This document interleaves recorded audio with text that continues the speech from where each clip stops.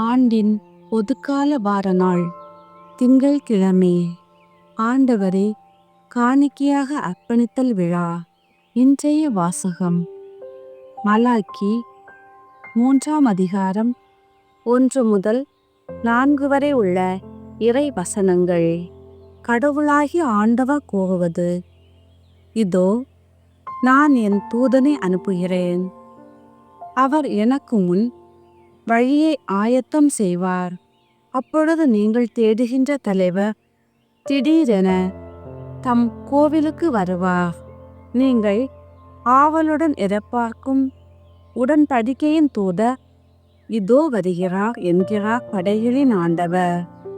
ஆனால் அவர் வரும் நாளை தாங்கக்கூடியவர் யார்? அவர் தோன்றும் போது நிற்க வல்லவர் யார்? அவர் புடமிடுகிறவரின் நெருப்பை போலும் சலவை தொழிலாளியின் சவக்காரத்தை போலும் இருப்பார். அவர் புடமிடுபவர் போலும் வெள்ளியை தூய்மைப்படுத்துபவர் போலும் அமர்ந்திருப்பார்.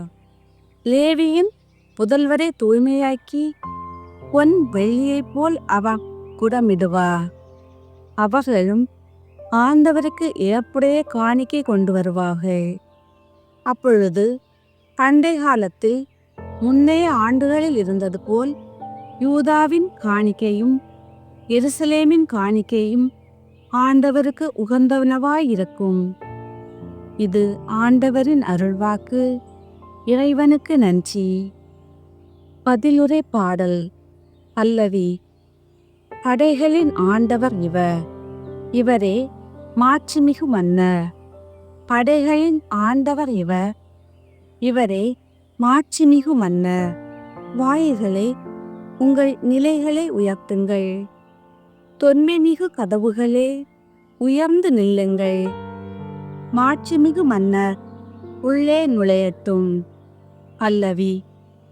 படைகளின் ஆண்டவர் இவர், இவரே மாட்சிமிகு மன்னர். மாட்சிமிகு மன்னர் இவர் யாரோ? வலிமையும் ஆற்றலும் கொண்ட ஆண்டவர் இவர், இவரே போரில் வல்லவரான ஆண்டவர். பல்லவி. படைகளின் ஆண்டவர் இவர், இவரே மாட்சிமிகு மன்னர். வாயில்களே, உங்கள் நிலைகளை உயர்த்துங்கள். தொன்மைமிகு கதவுகளே, உயர்ந்து நில்லுங்கள். மாட்சிமிகு மன்னர் உள்ளே நுழையட்டும். பல்லவி. படைகளின் ஆண்டவர் இவர், இவரே மாட்சிமிகு மன்னர். மாட்சிமிகு மன்னர் இவர் யாரோ? படைகளின் ஆண்டவர் இவர், இவரே மாட்சிமிகு மன்னர். பல்லவி. படைகளின் ஆண்டவர் இவர், இவரே மாட்சிமிகு மன்னர். படைகளின் ஆண்டவர் இவர், இவரே மாட்சிமிகு மன்னர். 2ஆம் வாசகம். எபிரேயர் 2ஆம் அதிகாரம் 14 முதல் 18 வரை உள்ள இறை வசனங்கள். சகோதர சகோதரிகளே, ஊனும் இரத்தமும் கொண்ட பிள்ளைகள் போல் கிறிஸ்துவும் அதே இயல்பில் பங்கு கொண்டார். இவ்வாறு சாவின் மேல் ஆற்றல் கொண்டிருந்த அலகையை சாவின் வழியாகவே அழித்துவிட்டார்.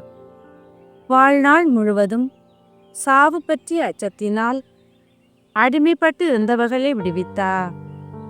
ஏனெனில் அவர் வானதூதருக்கு துணை நிற்கவில்லை, மாறாக ஆபிரகாமின் வழிமரபினருக்கே துணை நின்றார் என்பது கண்கூடு. ஆதலின் கடவுள் பணியில் அவர் இரக்கமும் நம்பிக்கையும் உள்ள தலைமை குருவாயிருந்து மக்களுடைய பாவங்களுக்கு அழுவாயாகுமாக எல்லாவற்றிலும் நம் சகோதர சகோதரிகளைப் போல் ஆக வேண்டியதாயிற்று.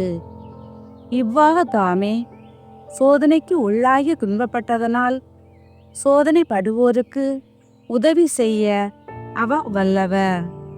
இது ஆண்டவரின் அருள்வாக்கு. இறைவனுக்கு நன்றி. வாழ்த்தொலி. இம்மீட்பே பிற இனத்தாருக்கு வெளிப்பாடு அருளும் மொழி. இதுவே உம் மக்களாகிய இஸ்ரேலுக்கு பெருமை. அல்லேலூயா. நற்செய்தி வாசகம். லூக்கா நற்செய்தி 2ஆம் அதிகாரம் 22 முதல் 40 வரை உள்ள இறை வசனங்கள். மோசேயின் சட்டப்படி தூய்மை சடங்கை நிறைவேற்ற வேண்டிய நாள் வந்தபோது குழந்தையை ஆண்டவருக்கு அர்ப்பணிக்க அவர்கள் எருசலேமுக்கு கொண்டு சென்றார்கள். ஏனெனில் ஆண் தலைப்பேர் அனைத்தும் ஆண்டவருக்கு அர்ப்பணிக்கப்படும் என்று அவருடைய திருச்சட்டத்தில் எழுதியுள்ளது. அச்சட்டத்தில் கூறியுள்ளவாக 2 மாடப்புறாக்கள் அல்லது 2 புறா குஞ்சுகளை அவர்கள் பலியாக கொடுக்க வேண்டியிருந்தது. அப்போது எருசலேமில் சிமியோன் என்னும் ஒருவர் இருந்தார். அவர் நேர்மையானவர், இறைப்பற்று கொண்டவர், இஸ்ரேலுக்கு வாக்களிக்கப்பட்ட ஆறுதலை எதிர்பார்த்திருந்தவர். தூய ஆவியை அவர் பெற்றிருந்தார். ஆண்டவருடைய மெசியாவை காணும் முன் அவர் சாக போவதில்லை என்று தூய ஆவியால் உணர்த்தப்பட்டிருந்தார். அந்த ஆவியின் தூண்டுதலால் அவர் கோவிலுக்கு வந்திருந்தார். திருச்சட்ட வழக்கத்துக்கு ஏற்ப செய்ய வேண்டியதை குழந்தை இயேசுவுக்கு செய்து முடிக்க பெற்றோர் அதனை உள்ளே கொண்டு வந்தபோது சிமியோன் குழந்தையை கையில் ஏந்தி கடவுளை போற்றி, ஆண்டவரே, உமது சொற்படி அடியான் என்னை இப்போது அமைதியுடன் போக செய்கிறீர். ஏனெனில் மக்கள் அனைவரும் காணுமாறு நீர் ஏற்பாடு செய்துள்ள உமது மீட்பை என் கண்கள் கண்டு கொண்டன. இம்மீட்பே பிற இனத்தாருக்கு வெளிப்பாடு அருளும் மொழி. இதுவே மக்களாகிய இஸ்ரேலுக்கு பெருமை என்றார். குழந்தையை குறித்து கூறியவை பற்றி அதன் தாயும் தந்தையும் வியப்புற்றனர். சிமியோன் அவர்களுக்கு ஆசி கூறி அதன் தாயாகிய மரியாவை நோக்கி, இதோ இக்குழந்தை இஸ்ரேல் மக்களுள் பலரின் வீழ்ச்சிக்கும் எழுச்சிக்கும் காரணமாக இருக்கும், எதிர்க்கப்படும் அடையாளமாகவும் இருக்கும். இவ்வாறு பலருடைய மறைவான எண்ணங்கள் வெளிப்படும். உமது உள்ளத்தையும் ஒரு வாள் ஊடுருவி பாயும் என்றார். ஆசேர் குலத்தை சேர்ந்த பானுவேலின் மகளாகிய அன்னா என்னும் இறைவாக்கினர் ஒருவர் இருந்தார். அவர் வயது முதிர்ந்தவர். மணமாகி 7 ஆண்டுகள் கணவரோடு வாழ்ந்த பின் கைம்பெண் ஆனவர். அவருக்கு வயது 84. அவர் கோவிலை விட்டு நீங்காமல் நோன்பிருந்து மன்றாடி அல்லும் பகலும் திருப்பணி செய்து வந்தார்.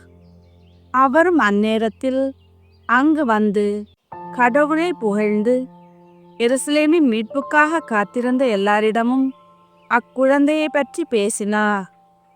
ஆண்டவருடைய திருச்சட்டப்படி எல்லாவற்றையும் செய்து முடித்த பின்பு அவர்கள் கலிலேயாவில் உள்ள தங்கள் ஊராகிய நாசரேத்துக்கு திரும்பி சென்றார்கள். குழந்தையும் வளர்ந்து வலிமை பெற்று ஞானத்தால் நிறைந்து கடவுளுக்கு உகந்ததாயிருந்தது. இது கிறிஸ்துவின் நற்செய்தி. கிறிஸ்துவே உமக்கு புகழ்.